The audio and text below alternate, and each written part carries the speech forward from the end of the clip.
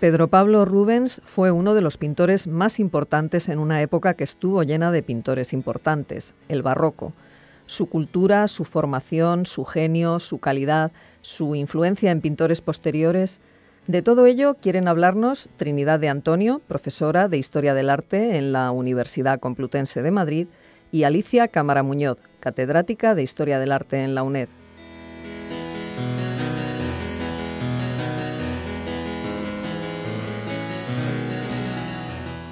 Hola, hoy tenemos aquí con nosotros para hablarnos de Rubens a la profesora Trinidad de Antonio, una querida amiga y colega. Es profesora titular, especialista en barroco de la Universidad Complutense de Madrid. Fue responsable del Departamento de Pintura Española del Museo del Prado durante 5 años y jefa del Departamento de Educación del mismo Museo del Prado durante 7 años. Así que Trini o Trinidad, no sé cómo te voy a ir llamando. Como tú quieras, porque ya se ve que somos amigas. Bueno, en cualquier caso, bienvenida a la UNED. Muchas gracias. Muchas gracias por poder contar contigo para hacer este programa que realmente es sobre uno de esos pintores únicos, de esos pintores geniales a los que no se les queda grande el calificativo, sino al contrario. ¿Querrías hacer una mini presentación sobre Rubens? Porque bueno, está muy claro por qué razón en una asignatura de arte barroco y al estudiar el barroco tenemos que hablar de Rubens, es ineludible. Sí, pero si hay que destacar a Rubens en ese siglo donde la verdad es que hay grandísimos maestros, pues yo diría que Rubens es uno de los pintores más universales, con una mayor influencia posterior, que tiene esa cualidad del genio de avanzar con su pintura, el desarrollo de la pintura posterior, del arte posterior, y que es un artista además en el que se da una unión de 3 conceptos muy extraños en otros pintores. Es un hombre de gran cultura, es un artista de extraordinaria calidad y es una persona que tuvo un extraordinario éxito social. Y todo eso se unió para realmente configurar uno de los lenguajes artísticos más importantes del siglo XVII. Sí, a mí eso de Rubens siempre me ha interesado esa personalidad. El autorretrato con su primera esposa, luego ese jardín del amor en su casa tan lujosa, en donde representa a su segunda mujer, esa seguridad, esa autoridad, esa seguridad en sí mismo como artista, esa labor de diplomático que le lleva también por muchas cortes europeas, porque en relación con eso y en relación con lo que tú comentabas, Trini, el tema de Rubens como artista de corte es un tema crucial también, que nos lleva a pensar en ese cuestionamiento de las nacionalidades a la hora de estudiar el arte barroco, porque Rubens está en Londres, está en España por 2 veces, en la corte española, que ahora podemos hablar de ello, porque creo que nos interesa mucho, ¿verdad?, todo ese tema de Tiziano, Rubens, Velázquez, etcétera. Está en Mantua, en Francia. Lo que hace para María de Médicis es verdaderamente espectacular, y esa formación también, como has dicho, porque claro, saber tanto de mitología y de antigüedad no es fácil, y sí, saber griego y latín. Exactamente. Yo creo que eso está unido también a sus orígenes familiares. Aunque él nace en el exilio, la familia está exiliada, nace en Westfalia, en Siegen. Cuando regresa siendo él un niño, después de haber muerto el padre, regresa a la familia a Amberes, él inmediatamente va a entrar a formarse con un latinista, uno de los más importantes latinistas de ese momento, Rombaut Verdonck. Y inmediatamente después la familia no estaba en una buena situación económica y va a entrar como paje en la corte de una dama, de una condesa. Yo creo que esa, como has dicho, esa cultura y luego ese acercamiento, siendo apenas un niño de 12 o 13 años, a una corte de perfil palaciego, además de su extraordinaria inteligencia y poderse adecuar al ambiente de ese momento, le hicieron una persona, le convirtió en una persona extraordinariamente dotado para esas relaciones con las cortes, con los grandes personajes. Además, él fue ennoblecido tanto por Felipe IV como Carlos I Estuardo. Es decir, él se movió perfectamente en ese ambiente, teniendo en cuenta que, por ejemplo, no en todos los países, pero en España, como tú bien sabes, había pintores que no tenían ninguna formación en ese siglo XVII. Claro, él parte de una base absolutamente extraordinaria para precisamente facilitar esa relación, pues, y esa presencia, primero en la corte de los archiduques. Bueno, antes de los archiduques, en su estancia en Italia, él estuvo al servicio del duque de Mantua, y eso le posibilitó también los contactos con nobles, enriqueció su formación, porque además de estuvo desde 1600 a 1608, finales de 1608 en Italia, esa relación con el duque de Mantua le facilitó el acercamiento a colecciones de nobles, es decir, que su riqueza formativa fue absolutamente extraordinaria, y luego a su regreso a Amberes enseguida se convirtió en el pintor preferido de Isabel Clara Eugenia, de los archiduques, pero vamos, el archiduque Alberto muere relativamente pronto y Isabel Clara Eugenia va a ser una de sus principales valedoras. Posiblemente a través de ella llega a la corte de María de Medici, a la corte francesa y también, desde luego, a la corte española. Sí, y yo creo que de cara a nuestros oyentes y alumnos, ¿qué cualidades formales?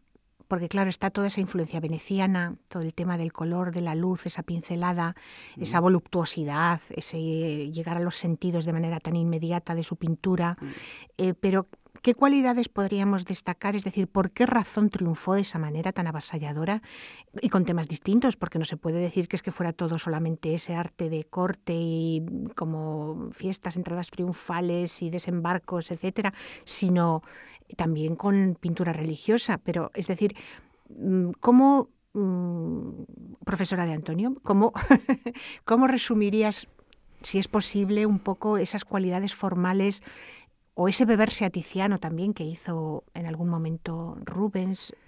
Ya sé que es difícil preguntarte esto, pero... Pues yo creo que se puede resumir en parte, lo hemos comentado antes, por su propia formación en ese acercamiento a Tiziano, a lo veneciano, pero él no es un pintor solo de lo visual o de lo sensible. Él tiene esa sólida formación clásica que le lleva a ser uno de los principales estudiosos para su arte de la estatuaria clásica, que admira a Miguel Ángel. Él está creando realmente un arte que no quiere desarraigar de lo que es la gran tradición clásica en absoluto. Pero también has dicho antes, o hemos comentado, que es un triunfador.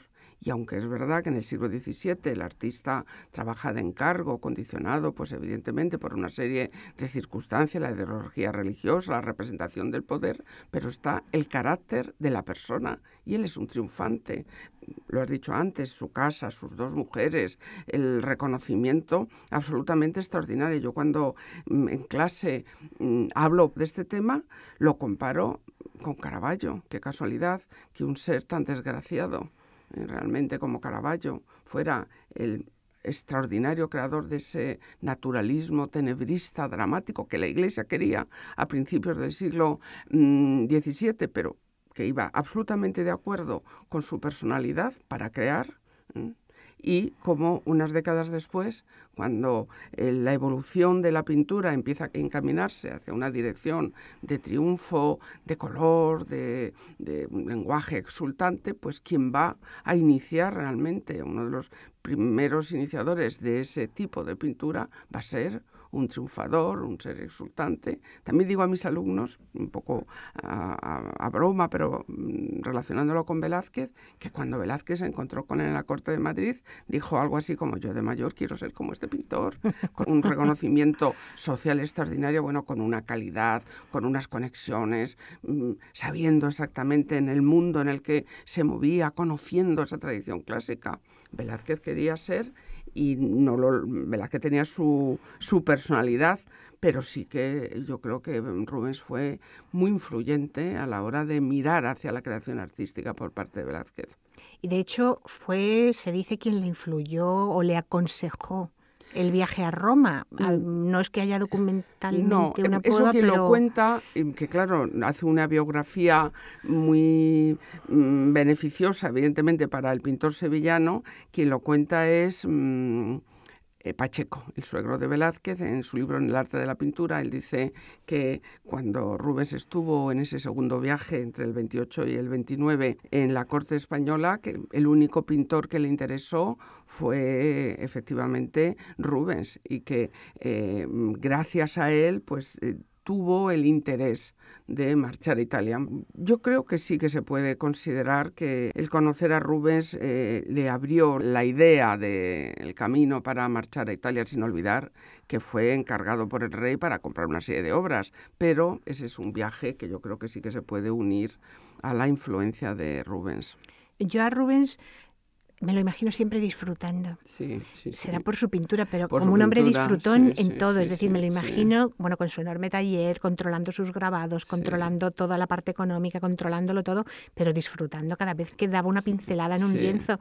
Y de hecho, eso de que tenía obras como las famosísimas Tres Gracias en su taller cuando murió, ¿tú crees realmente que él pintaba algunas obras no por encargo, sino para su propio placer? Hombre, es difícil afirmarlo, pero lo que parece, las Tres Gracias, no lo que parece, lo que es que estaba en su casa, que era una obra que le pertenecía y que es un canto a la belleza, a una belleza entendida con los ojos de un flamenco. Es verdad que ahora cuando algunos de nuestros jóvenes alumnos miran ese tipo de cuadros, pues sienten un alejamiento por lo que es un canon de belleza que efectivamente no tiene nada que ver con la actualidad, pero es una pintura gloriosa, una pintura que artistas como Renoir, por ejemplo, la admiraron hasta su última pincelada.